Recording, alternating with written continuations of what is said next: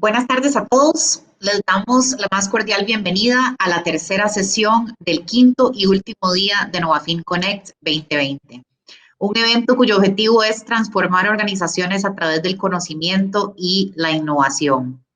Muchas gracias a todos por acompañarnos. Para los que se unen al evento hasta hoy, mi nombre es Claudia Selva, soy la directora de Mercadeo y Comunicaciones de Novacom y seré su anfitriona.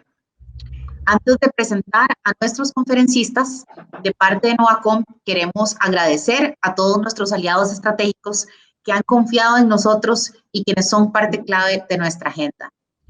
Los aliados estratégicos de hoy son LHH, Copeande, Fluid Attacks, Procomer y Growth Hacker. Agradecemos a todos ellos por ser parte de Novafin Connect 2020. Ahora bien, tengo el agrado de presentarles la charla de la ciberseguridad a la ciberdefensa, el paradigma de protección digital en la era post-COVID, impartida por Felipe Gómez y Alejandro Fernández. En esta sesión conversaremos cómo los riesgos digitales siempre han existido, pero que millones y millones de personas han exponenciado su vida digital debido a la pandemia, lo cual cambia un poco el nombre del juego y por lo tanto requiere un nuevo paradigma. Asumir que tanto ustedes como sus empresas van a ser atacados.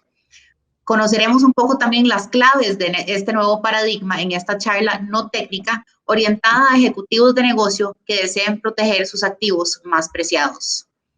Ahora bien, para presentar formalmente a nuestros conferencistas, Felipe Gómez es administrador de empresas con más de 12 años de experiencia en la industria de ciberseguridad. Felipe se especializa en asesorar a empresas del sector bancario, financiero y tecnológico para que logren proteger sus sistemas de ataques que pongan en riesgo la operación de sus negocios.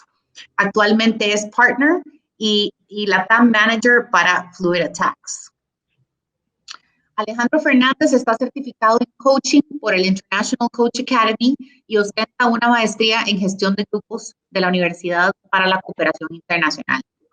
También realizó su posgrado en estudios integrales de la Escuela de Desarrollo Organizacional de Fielding University en Santa Bárbara, California, además de un bachillerato en publicidad de la Universidad Internacional de las Américas.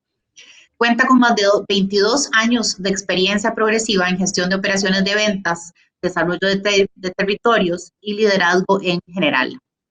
Maneja un amplio espectro de experiencia en software, servicios de consultoría, venta consultiva, inteligencia artificial y servicios en la nube, entre otros. Actualmente es el Business Development Manager en Novacom. Ahora, antes de darles la palabra a ellos, les daré algunas indicaciones en cuanto a la logística de este evento.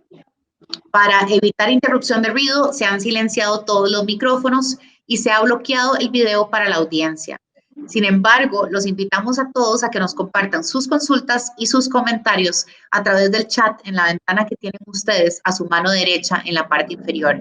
Y al final de esta sesión las estaremos abordando.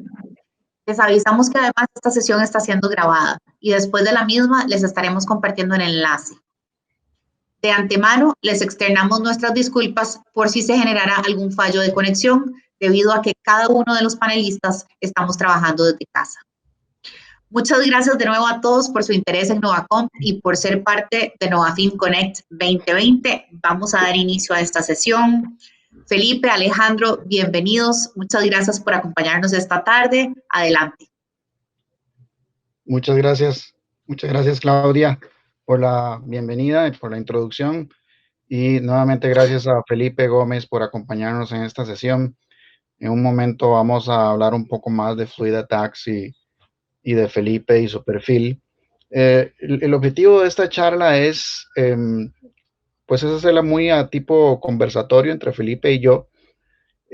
Como vieron en la presentación, mi perfil no es técnico. Yo no soy una persona, no soy un ingeniero, soy una persona del área comercial y de mercadeo.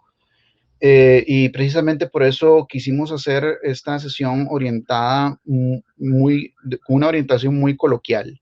Eso quiere decir, queremos evangelizar fuertemente a todas las personas de negocios de la comunidad de servicios financieros y otras industrias en cómo llevar al siguiente nivel el paradigma de ciberseguridad por eso hemos llamado a la charla de la ciberseguridad a la ciberdefensa, porque estamos buscando cómo evolucionar ese paradigma.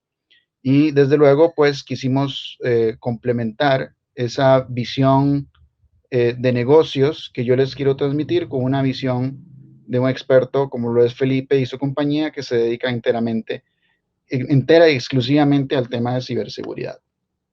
Entonces, si ustedes están en esa sesión y tienen un perfil técnico, probablemente no vamos a profundizar en aspectos técnicos que, digamos, vayan a satisfacerles a ustedes. Básicamente, si ustedes tienen perfil técnico, esta sesión les puede ayudar un poco como a poder disparar una discusión muy productiva con sus áreas de negocio, que es parte de lo que estamos incitando, ¿no? Es cómo podemos involucrar cada vez más a las áreas de negocio en un tema que en algunos dominios había sido principalmente circunscrito al tema tecnológico. Entonces, nuestra orientación, en resumen, lo que quiero decir es que nuestra orientación es enteramente de negocios. Yo pienso, como en todas las presentaciones, siempre tratamos de poner como algunas filminas enfocadas en por qué es importante esto. Yo creo que el sentido común nos dice que es obvio que la intensificación en la vida digital lo que está haciendo es que también se intensifique los crímenes digitales. Y por eso es que todo el tema de ciberseguridad ha adquirido como tanta preponderancia, ¿no? Ha habido un aumento dramático en los ataques. La gente está trabajando desde la casa, lo cual representa amenazas también. Aquí les compartimos algunos datos. IBM Security dice que el costo de las violaciones de datos cibernéticos asciende a menos solo a este año 8.2 millones de dólares, sin tomar en cuenta los datos históricos, ¿no? 63% de las organizaciones asigna entre un 1 y un 5% del presupuesto de TI a ciberseguridad en Latinoamérica. Y aquí voy empezando haciéndote preguntas, Felipe. Entonces, cuando hablamos de un presupuesto del 1 al 5%, ¿eso qué te dice a ti como experto en el área de seguridad cibernética? ¿Qué mensaje te está enviando eso? ¿Es poco? ¿Es mucho? ¿Es suficiente? Alejandro, muchas gracias por la invitación. Precisamente cuando hablamos de que el presupuesto exclusivo para nosotros protegernos apenas está enfocado del 1 al 5%, nos quiere indicar que aún los negocios piensan mucho en todo el tema funcional y que logren suplir las necesidades del mercado, pero no están haciendo los suficientes esfuerzos para que precisamente ese valor que queremos darle al mercado sea un valor que es seguro. Encontramos un desbalance frente a todas las inversiones que se realizan a nivel de infraestructura de TI para lograr soportar la operación del negocio, más no para proteger.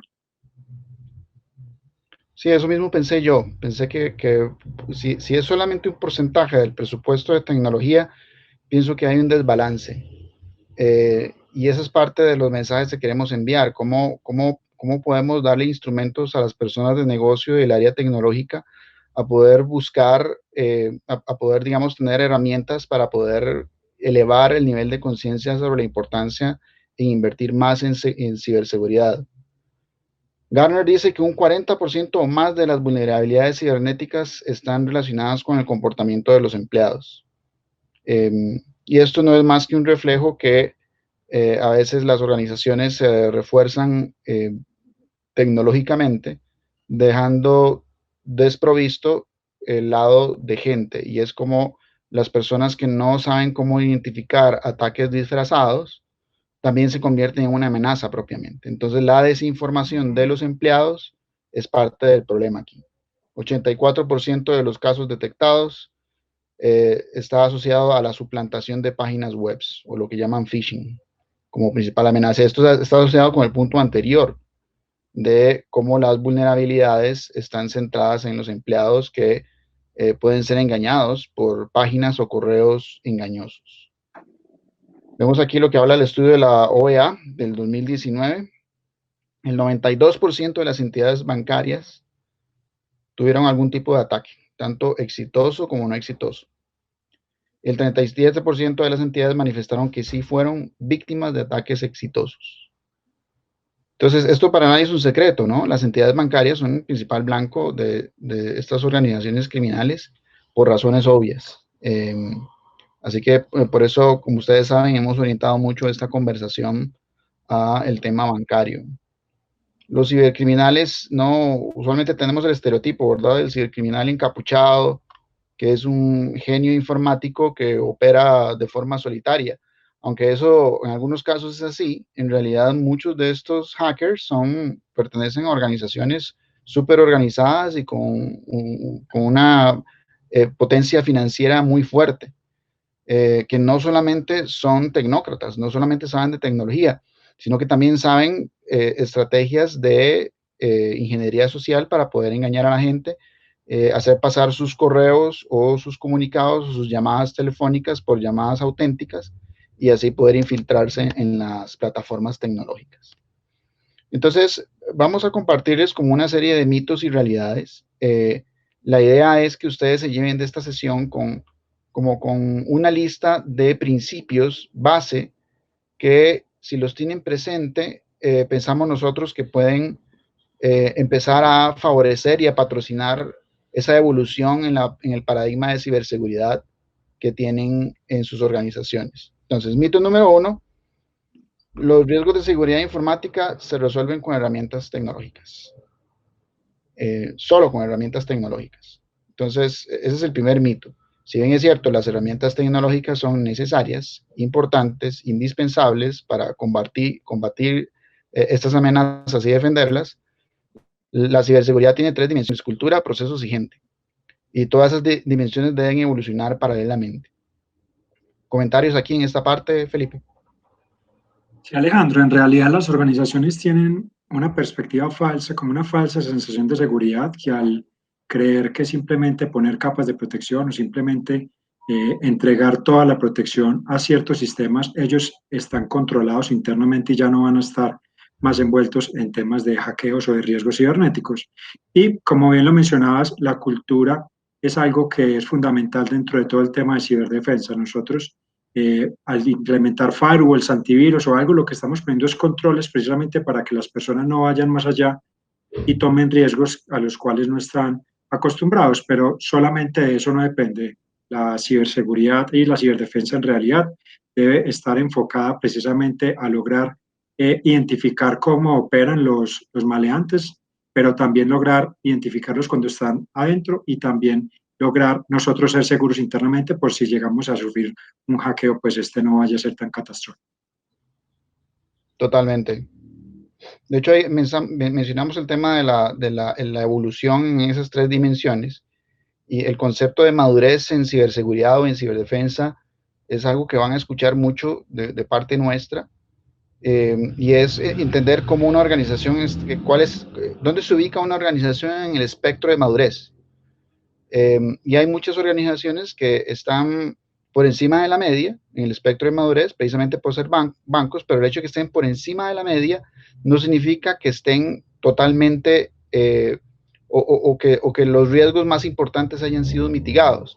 Ahí, al respecto, ¿qué tenés que comentar, Felipe? Cuando estamos hablando de madurez en la ciberseguridad, sabemos que muchos bancos ya han cruzado el umbral y se encuentran en un nivel aceptable de madurez, no todos, pero sabemos que muchos sí.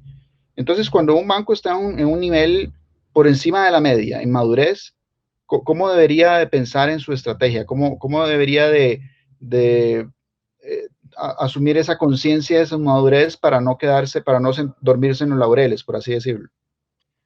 Sí, digamos que incluso yo no, hablar un poco del estado de madurez de una compañía a nivel de seguridad es un poco utópico, porque en realidad la ciberdelincuencia evoluciona todos los días. Entonces, por ende, nosotros todos los días también tenemos que evolucionar en los mecanismos de detección de estos ciberdelincuentes, pero también estar evaluando precisamente que los componentes de nuestra infraestructura tecnológica no sean a su vez vulnerables. Entonces, tiene que ser una constante evolución. Una compañía jamás puede considerar que ya está en una zona en la cual llega a tener cierto nivel de seguridad.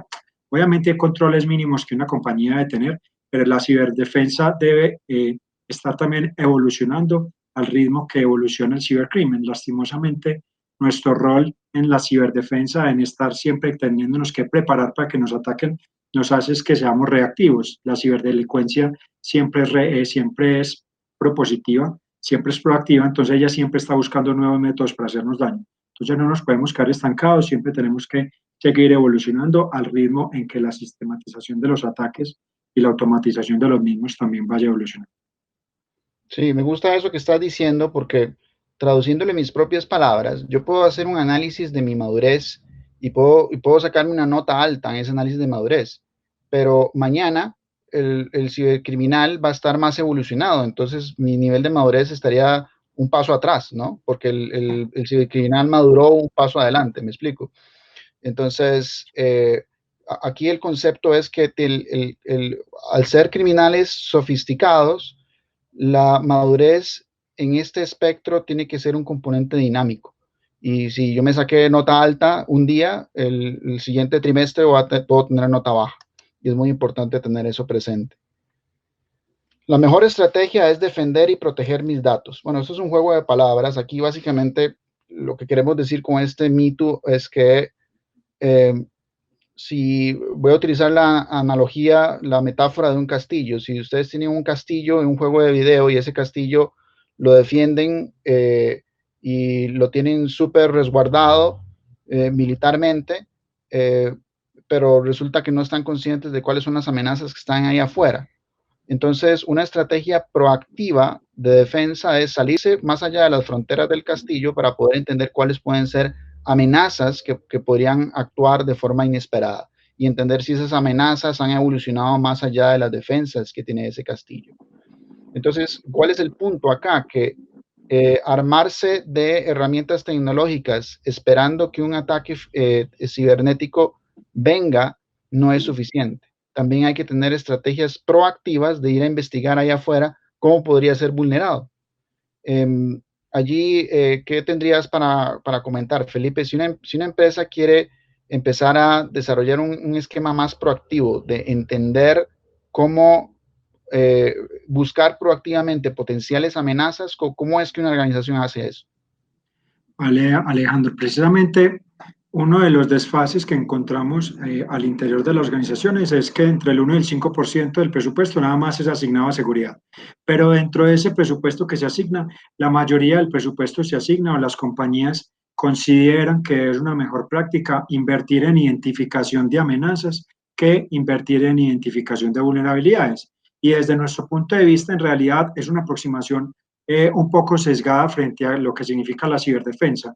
Y te pongo un ejemplo muy típico. Supongo que tú tienes una casa al lado de una playa y tu sector donde vives es un sector que es propenso a huracanes, pero tu casa es una casa que está hecha de madera y no tiene ningún resguardo hacia alguna amenaza. Y tú en vez de invertir en que tu casa sea una casa bien construida, sismo resistente, que pueda llegar a asumir algún tipo de impacto que un huracán tenga, tú lo único que haces es que inviertes todo tu presupuesto en establecer una red de monitoreo de huracanes. Entonces ahí simplemente estás logrando identificar que la amenaza viene, pero cuando el huracán llega por ti, él simplemente va a arrastrarte a casa porque tu casa no está construida pensando en precisamente que va a estar expuesta a una amenaza. Entonces nuestra invitación es, si bien hay que monitorear y hay que individualizar las amenazas, también tú tienes que invertir dentro de lo que tú puedes controlar, que son las vulnerabilidades. Tú una amenaza no la puedes controlar, tú solamente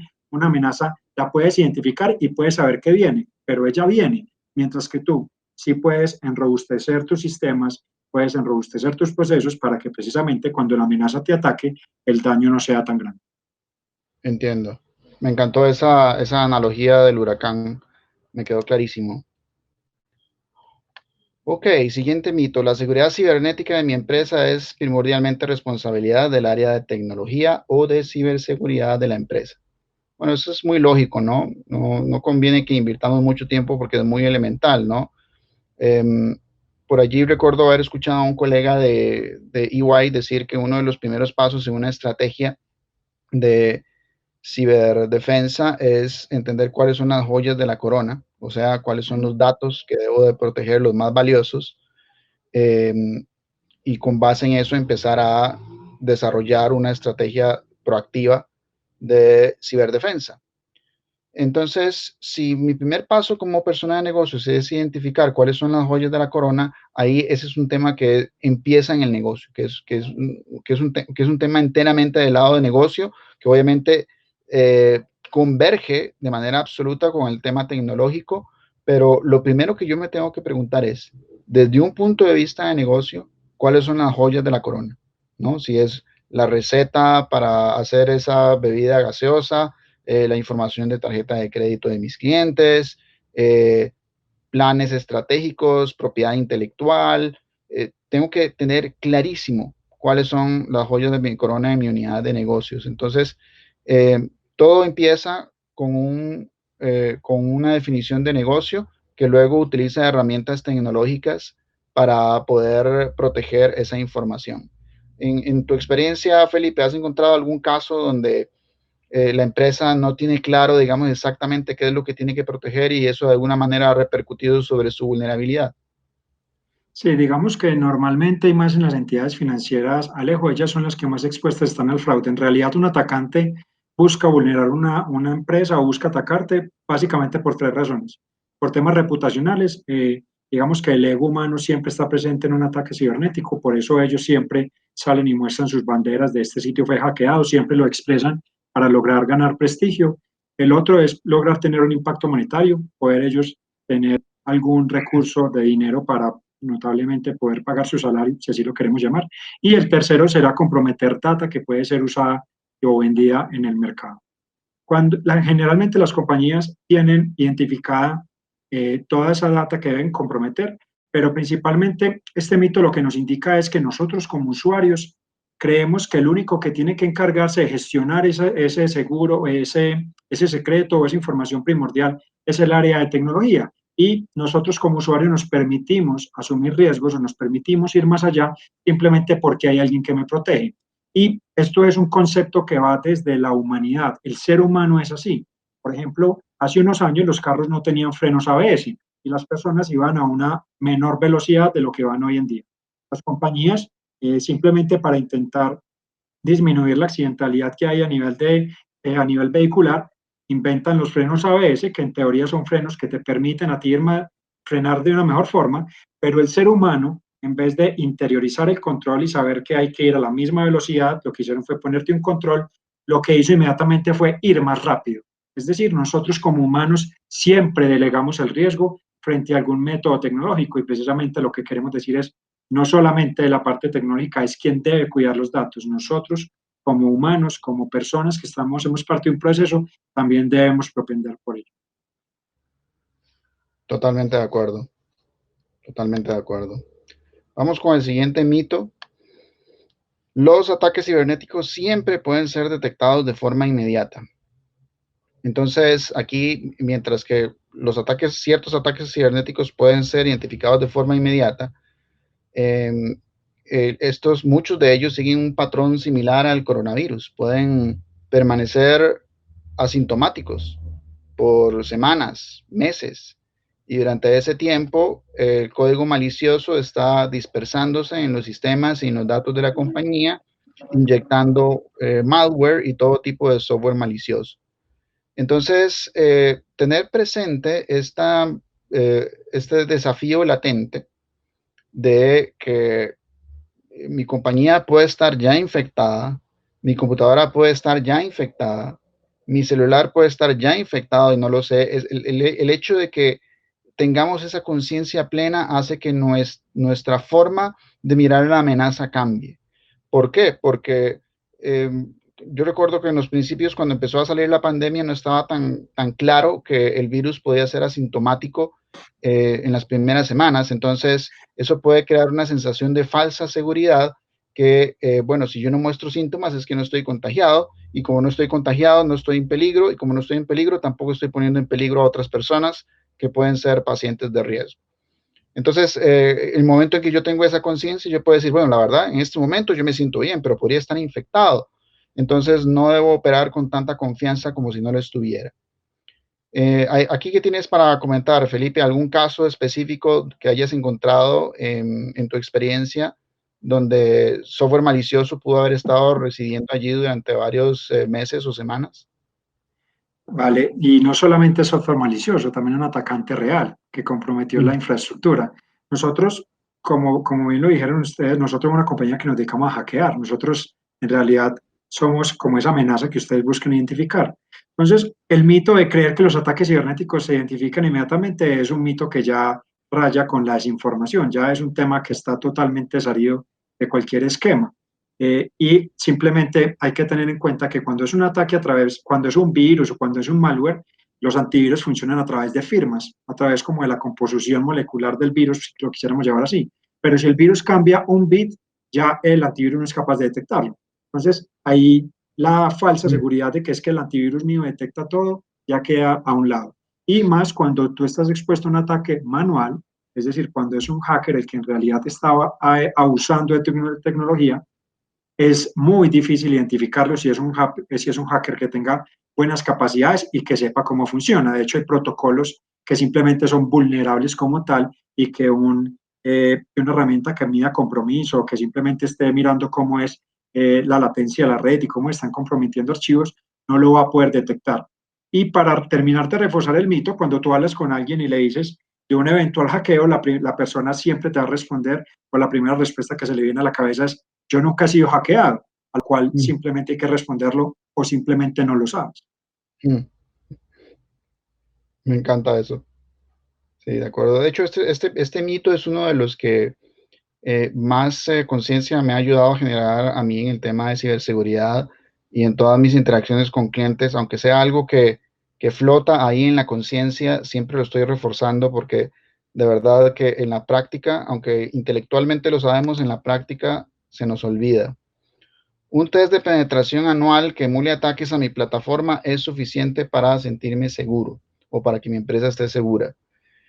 Este también me gusta mucho porque siguiendo con la metáfora del coronavirus, aquí también podemos hacer una comparación interesante y es que si yo me pongo una vacuna contra el coronavirus, me puedo volver a contagiar. ¿Por qué? Porque el virus cambia. Y entonces es probable que cuando las vacunas estén ahí afuera en la calle, vaya a tener que seguir un patrón similar al del virus de la gripe, ¿no? Que las vacunas son estacionarias. Entonces, tal vez estoy estirando un poco la metáfora, pero ustedes me entienden lo que quiero decir, ¿no? Lo que quiero decir es que si el test de penetración es una especie de vacuna donde yo me curo en salud, por así decirlo, de que someter mi plataforma a múltiples amenazas emuladas con cierta periodicidad es suficiente, probablemente eso sea equivocado, ¿no? Probablemente yo necesito una estrategia continua de penetración, de someter a mi plataforma a continuos ataques de manera muchísimo más frecuente para que realmente haya una paridad con esa evolución dinámica que hablábamos al principio, ¿no? Entonces, su empresa no solamente necesita un test de penetración, además necesita un análisis de madurez integral que incluye, pero no se limita al test de penetración. Y la estrategia de hackeo y monitoreo debe ser continuo. Que eso es parte de la filosofía de ustedes, ¿cierto, Felipe? El tema de hackeo continuo, tal vez nos puedas extender un poco más. Así es, Alejo. Digamos que el tema del test de penetración una vez al año, incluso quien nos lo ha dictado es las mismas, como los mismos frameworks a los cuales nosotros queremos exponernos, como lo es ISO 27000. ISO 27000 va y te dice a ti, tú tienes que hacer una evaluación una vez al año. Entonces las compañías han asumido como que esa es una buena práctica. O muchas veces las superintendencias de cada uno de nuestros países nos dirá, tú debes hacer un test de penetración 1 o 2 veces al año. Pero quiero que entendamos que el 90% de las vulnerabilidades que se logran explotar y por la cual se logra abusar de una infraestructura son alojadas dentro de las aplicaciones. Y cualquier cambio que tú hagas en una versión de una aplicación, de una versión a otra, ya no sabes cuántas vulnerabilidades más inyectaste. Entonces, cuando tú solamente limitas a hacer una auditoría una vez al año, no sabemos cuántos cambios puede llegar a tener la tecnología o la aplicación para lograr establecer en realidad cuál es el estado de riesgo que ella puede tener. Como bien lo dijiste, Fluidatax es una compañía que se enfoca en hacking continuo, es decir, nosotros auditamos todos los cambios que hay a nivel de código desde la construcción de la tecnología, de forma que cada vez que sale una nueva versión de esta tecnología, ella ya sale 100% chequeada en seguridad. Cuando tú tienes un como un stack de pruebas de ese estilo, una estrategia de pruebas de ese estilo, digamos que tú sí podrías decir que vas a probar tu infraestructura una vez al año, porque a la larga la infraestructura es lo que menos cambia. Pero las aplicaciones, que es lo que está en constante cambio, debes estarlas monitoreando todo el tiempo. Entiendo. Esa distinción es muy importante. Es una distinción entre infraestructura y aplicaciones. Y ya sabemos que en una entidad financiera las aplicaciones tienen un nivel de dinamismo muy amplio y por lo tanto allí la estrategia de hackeo continuo es donde adquiere más relevancia. Bien, ahora, nosotros pensamos también que la mayoría de los bancos con los que interactuamos tienen plataformas de ciberseguridad muy robustas, llenas de profesionales altamente calificados y se han tomado pues la inversión en ciberseguridad seriamente, obviamente. Nosotros pensamos que el complemento con una mirada externa siempre es parte de digamos, ¿cómo llamarlo? Un reflejo de una madurez superior de esa empresa y es continuamente buscarse sus puntos ciegos a través de asesores externos. Pero ¿cómo debo elegir mis asesores externos a la hora de pensar en un tema tan delicado y sensible como la ciberdefensa? Entonces, muchos de esos temas también son elementales y ustedes ya lo saben, pero queremos subrayarlos. Y aquí siempre me gusta mucho utilizar la analogía, la metáfora del mundo de la medicina. Y en mis correos promocionando la charla también hacía acotación de esto, y es que si yo quiero saber si tengo algún riesgo de contraer cáncer, no voy a ir donde un médico general, voy a ir donde un oncólogo.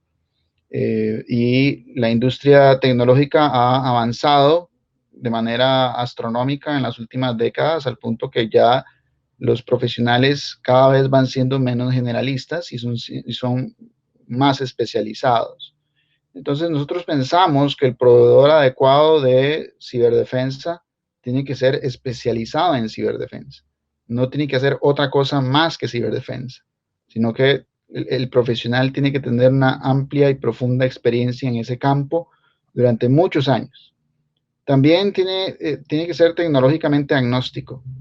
Ya todos sabemos cuáles son las ventajas de poder interactuar con profesionales en cualquier campo tecnológico que sean agnósticos, porque eso les dota de un nivel de objetividad, pero en este campo la objetividad todavía es más trascendental, porque permite que el profesional no tenga un sesgo que lo vaya a orientar a posicionar una tecnología en particular en un campo donde la tecnología es solamente una pieza del rompecabezas. Externo a la compañía, obviamente, porque, como les decía al principio, enfocarse en mirar los puntos ciegos. Y muchas veces las operaciones internas de seguridad de los bancos están enfocados en un aspecto de la seguridad que tiene que ver con proteger la operación que en este momento está operando, valga la redundancia, pero no necesariamente siendo tan proactivos en ir a buscar ahí afuera potenciales amenazas, haciendo como una inteligencia alrededor de cómo están evolucionando los cibercriminales. Que tenga experiencia en banca, obviamente, y Felipe mencionaba el tema de confiabilidad, y esto tiene que ver mucho con en manos de quién voy a poner mi estrategia de ciberdefensa. Y esa empresa, obviamente, tiene que tener un nivel de confiabilidad que va muy de la mano con los otros aspectos. ¿Comentarios aquí, Felipe? Sí, digamos que resumiendo un poco lo que hablas, Alejo, el tema de ser agnóstico es bien importante. No debes buscar una compañía que lo que busque es promocionar una marca, sino que en realidad busque es darte una mirada objetiva de qué es lo que está sucediendo. Pero el tema de la confiabilidad en realidad es primordial en este tema, y más en temas de hacking y de ciberdefensa. Tú a la larga no vas a tener los elementos técnicos para lograr establecer si FluidAttack está haciendo o no está haciendo bien su trabajo. Tú lo que haces es que confías en que tu proveedor es un proveedor idóneo para lograr realizar ese trabajo. Y esa confiabilidad, porque tú me preguntas a mí, bien, pero yo cómo puedo confiar en Fluid. Entonces yo simplemente te respondría, obviamente nosotros tenemos una hoja de vida intachable, nosotros llevamos alrededor de 20 años en el mercado haciendo este tema. nunca hemos tenido ningún incidente afortunadamente, y yo te diría, Alejandro, es simplemente hereda la confianza de los que hoy ya confían en nosotros. El tema de confianza es el factor primordial hoy en día en temas de seguridad. Sí, creo que ese punto que mencionaste es muy importante y es cómo el proveedor que estoy evaluando para un trabajo de este tipo hereda la confianza de clientes anteriores. Entonces, ese componente es súper importante tenerlo en cuenta. Entonces, empezando ya aquí con el cierre de la presentación, recomendaciones clave. Es importante que no importa si ustedes son técnicos o de negocios, es elemental elevar el nivel de alfabetismo en este dominio, porque es un dominio que cambia. Obviamente, si soy una persona de negocios, no tengo que conocer todas las vicisitudes y complejidades de este mundo tan inmenso, pero sí tengo que tener capacidad de poder contestar algunas preguntas. Que por cierto, aquí puse algunas preguntas. Si ustedes quieren hacerse una autoevaluación como personas de negocio, y bueno, en realidad esto es genérico, aplica también para ejecutivos que trabajan en la parte de tecnología, tienen que tener respuestas muy completas y elaboradas a algunas de estas preguntas. Esto no es un ejercicio completo, ¿verdad? Pero es para darles un vistazo de cómo ustedes pueden autoevaluar su capacidad de navegar en un mundo cibernéticamente cada vez más peligroso. ¿Cómo estoy protegiendo los datos que están almacenados en terceros? ¿No? Que las infraestructuras tecnológicas bancarias tienen una red compleja de proveedores. Algunos de los datos están almacenados en nubes privadas, nubes públicas, y esas nubes privadas y públicas se trifurcan en múltiples proveedores. Entonces necesito entender cómo es el ciclo de vida de mi información más crucial en algunos de esas, en esa red compleja de terceros. Tenemos la estrategia adecuada de gobernanza de datos para minimizar el riesgo. Entonces, aquí obviamente el tema de gobernanza de datos se refiere a cuáles son las personas responsables y las personas que tocan los datos a lo largo de su tránsito y de su ciclo de vida por todos los procesos de negocio. Eso tiene que estar súper bien mapeado en una entidad financiera. Entonces, si ustedes no tienen una estrategia adecuada y no pueden responder con propiedad a esta pregunta, como dicen aquí en Costa Rica, carita triste. ¿Cómo nos mantenemos al día en el panorama global de amenazas cibernéticas? Esto es, acotando a lo que decía Felipe, este es un mundo dinámico que cambia, evoluciona todos los días y las empresas tienen que evolucionar igual o más rápido. ¿Qué tan involucrado está el plan de respuestas a brechas de seguridad cibernética? Aquí suena muy compleja la pregunta, pero básicamente es como cuando hay una amenaza, ¿qué hago, no? Y aquí tienen que operar igual que cuando la empresa se prepara para un terremoto. Entonces, la empresa tiene que saber exactamente cuál es el protocolo de emergencia cuando ocurre un terremoto, por dónde están las salidas, quiénes son los jefes de brigada, dónde están los extinguidores, dónde están las camillas, qué es lo que hay que hacer antes, durante y después. Todo eso tiene que estar claro en un protocolo de protección sísmica de una compañía madura en ese aspecto. Lo mismo tiene que ocurrir en un plan de seguridad cibernética. Aquí, ¿qué recomendaciones tienes particularmente, Felipe, en cómo se preparan las compañías para poder prevenir durante y también después de un ataque? Vale, básicamente nuestra recomendación en este punto es seamos conscientes de la tecnología que estamos liberando a producción.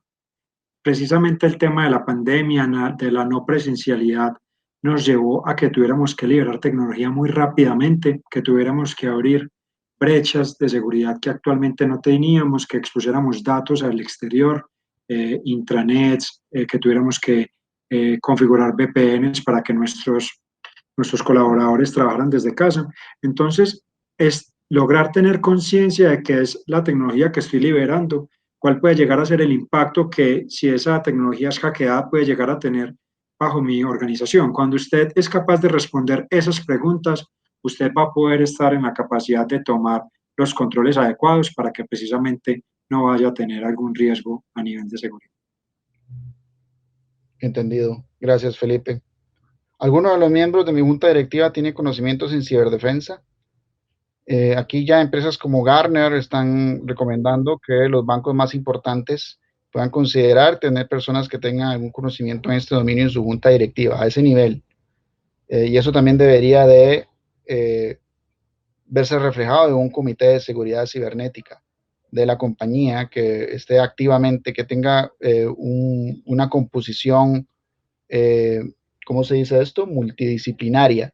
No solamente haya personas de tecnología, obviamente, sino que haya personas de negocios, que no solo haya personas ejecutivas, sino que haya personas también operativas. ¿Tiene mi organización un balance adecuado entre inversión en herramientas tecnológicas y staff? Este me gustó mucho porque a veces hay compañías que tienen más tecnología de la que pueden operar. Y hay compañías que tienen la gente, pero no tienen la inversión en tecnología necesaria. Usualmente es al revés, pero muchas entidades bancarias están, como dice en inglés, understaffed, o sea, tienen menos personal de seguridad del que deberían. Otras tienen el personal adecuado, pero no necesariamente el conocimiento, tienen un montón de herramientas tecnológicas, pero no saben qué hacer con esa información o no tienen el ancho de banda para poder procesar toda esa información.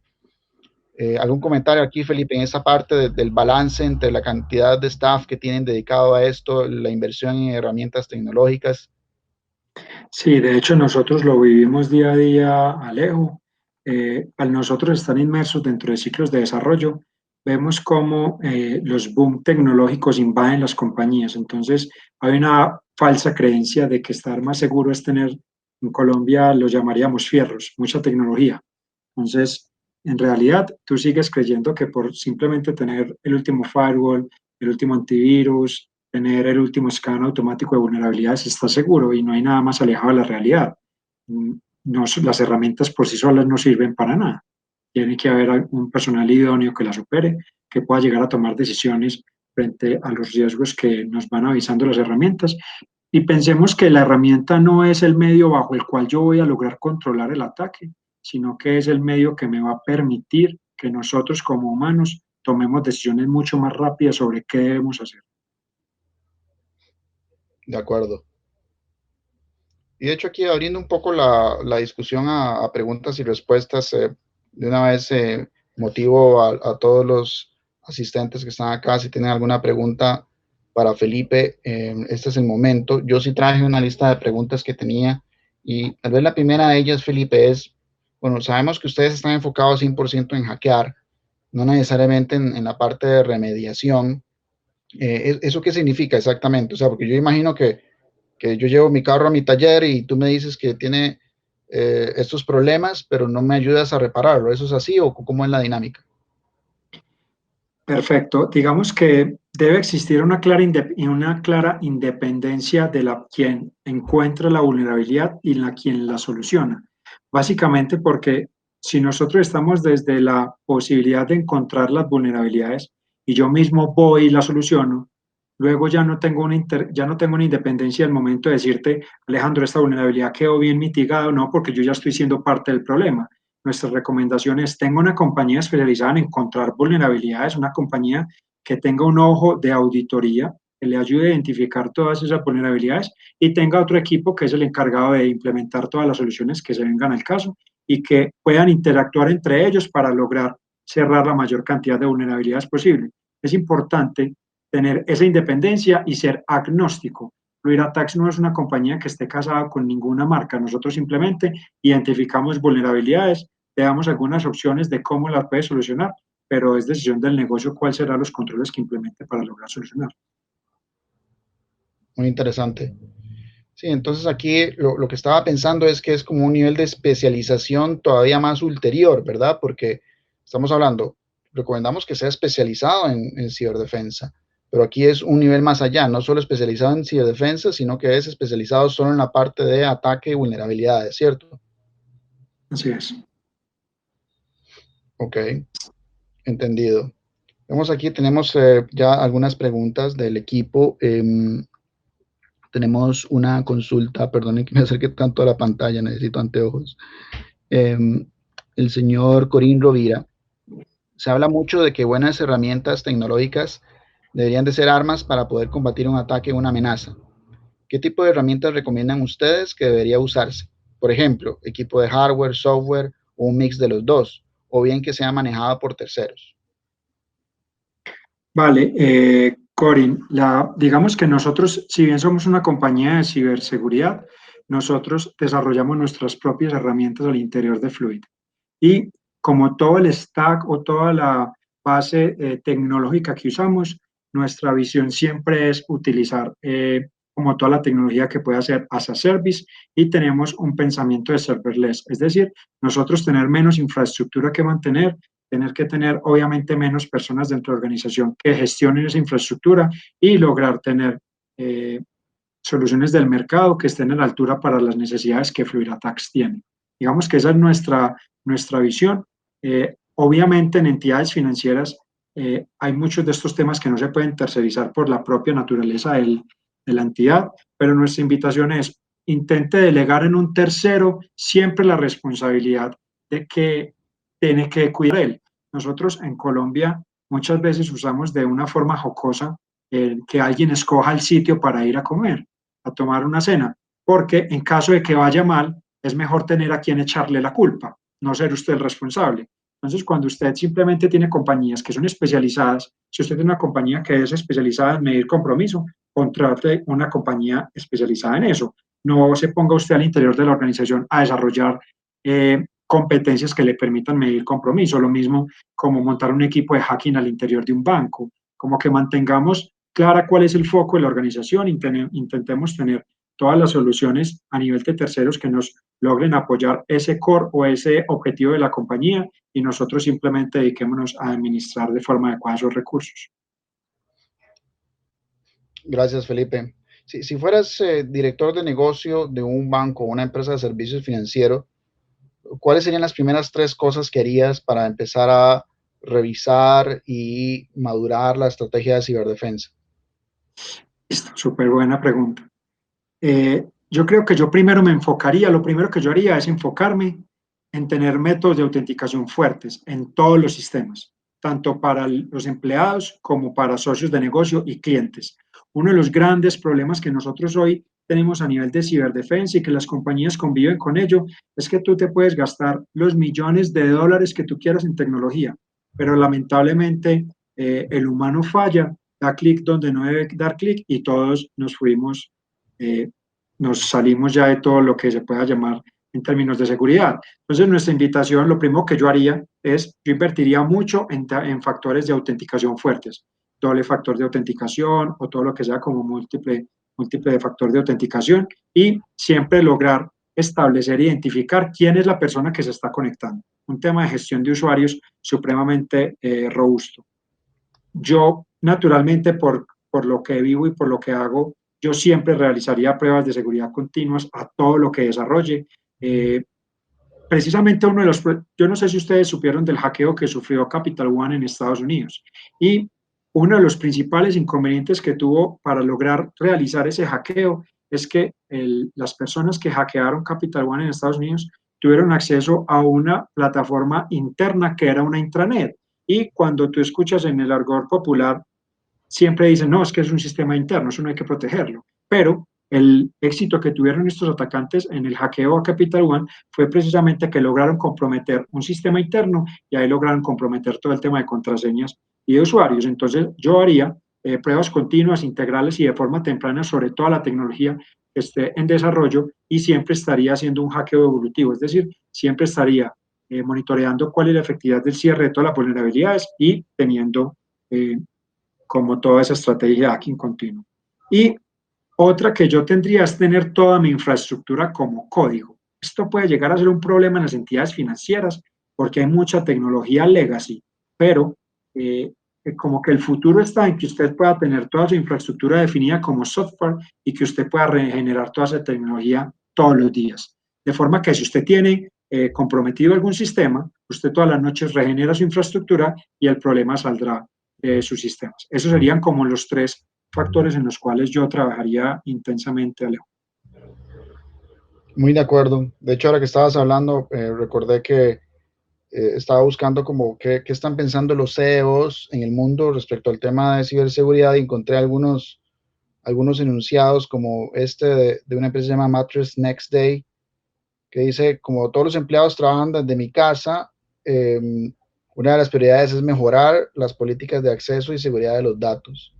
Y debido a eso vamos a utilizar herramientas para monitorear el uso, o sea, no solo monitorear el acceso, sino el uso de los datos, que es un nivel de granularidad superior. Y también van a implementar MFA, que es autenticación de factor múltiple, ¿no? Lo que decía Felipe, que es otra buena práctica que se ha diseminado todavía mucho más en estos tiempos de pandemia por todo el tema de trabajo remoto. Entonces, definitivamente es parte esencial de la estrategia considerar ese tema, uso de los datos, autenticación de múltiple factor para asegurar los VPNs. Este otro CEO de ASAP Credit Solutions dice que uno de sus principales focos va a ser entrenamiento. Cómo van a entrenar a la gente en poder identificar los timos sociales que utilizan los hackers y para poder asegurarse de que las personas tienen los instrumentos para trabajar tranquilamente de manera remota. Entonces, todo eso es muy importante. Yendo con las últimas preguntas acá, vamos a ver si alguien más tiene preguntas acá. ¿Cuál creerías tú, Felipe, que es la principal barrera que están teniendo las empresas financieras para adaptarse a los riesgos de ciberdefensa hoy en día? Principal barrera. Alejo, yo creo que yo la describiría como en dos categorías. Uno es lo que hablé ahora, de toda la cantidad de infraestructura o de tecnología legacy que nosotros podemos llegar a tener a nivel de bancos. Y creo que eso es uno de los principales problemas que ellos tienen, mucha infraestructura legacy. De hecho, como que todos los bancos deberían pensar en todos irnos a la nube. Digamos que nosotros somos de un espíritu muy todo as a service, todo que otro sea quien lo administre. Entonces usted piense que un banco ponga toda su infraestructura en la nube, que toda su infraestructura sea como código fuente y que usted esté en la capacidad de regenerarla cuantas veces tenga que hacer. Eso sería como uno de los inconvenientes grandes que yo creo. Y el otro es las entidades financieras son muy burocráticas, son muy grandes y eso hace que sean lentas. Y muchas veces tú en temas de ciberseguridad no tienes tiempo, tú tienes que tomar decisiones rápidas y precisamente las organizaciones tienen mucha burocracia, hace que sean lentas las implementaciones de los controles, cualquier implementación de una tecnología tiene que ser analizada por varias personas, eso hace que seamos muy lento y las amenazas van muy rápido. Entonces yo lo resumiría en que las empresas son lentas y que además tienen demasiada tecnología legacy que ya es obsoleta y que deberíamos empezar a migrarla. Que adicional tarea hay un nuevo problema y es un problema económico. Claro, entiendo. Clarísimo. Bueno, yo creo que hemos llegado al cierre de la sesión. Quiero agradecer una vez más, Felipe, por habernos acompañado. Ha sido súper interesante todo lo que has compartido con nosotros y también agradecer a los participantes. En el transcurso del día van a recibir un correo electrónico con la grabación a esta charla y también con una encuesta. Todos los que llenen la encuesta se va a realizar un sorteo de una prueba de concepto de hackeo continuo. Y ahí te pediría, Felipe, si nos puedes así, de una forma súper resumida, contarnos cuál es el alcance de esa prueba de concepto. Vale, básicamente, Alejandro, lo que queremos mostrarle a las compañías es cómo se puede realizar pentesting dentro del ciclo de desarrollo, de forma ágil, de forma rápida. Hay un falso mito que no tuvimos aquí, pero es pensar que porque el hackeo es manual es lento. O el otro mito que hay es creer que hay que ir muy rápido. Y recordemos que también la velocidad, yendo muy rápido, podemos perder la vida. Entonces hay que ir a la velocidad adecuada para que el negocio sea seguro. Entonces, precisamente con esa prueba de concepto, queremos que una compañía esté en la capacidad de convivir con qué es un hacking continuo, con cómo nosotros identificamos las vulnerabilidades y que pueda tener una buena aproximación a esta metodología de trabajo. Excelente. Gracias, Felipe. Bueno, Gracias, recuerden que tenemos otras 2 charlas antes de que cierre esta semana de Novafin Connect. Entonces están cordialmente invitados a acompañarnos en esas 2 charlas que tendremos en la tarde de hoy. Y también los invito a que nos puedan seguir en sus redes sociales. Muchas gracias, Felipe, y gracias a todos. Feliz fin de semana. Vale, muchas gracias a ustedes por la invitación y que tengan un feliz resto de fin de semana. Muchas gracias. Gracias, bye.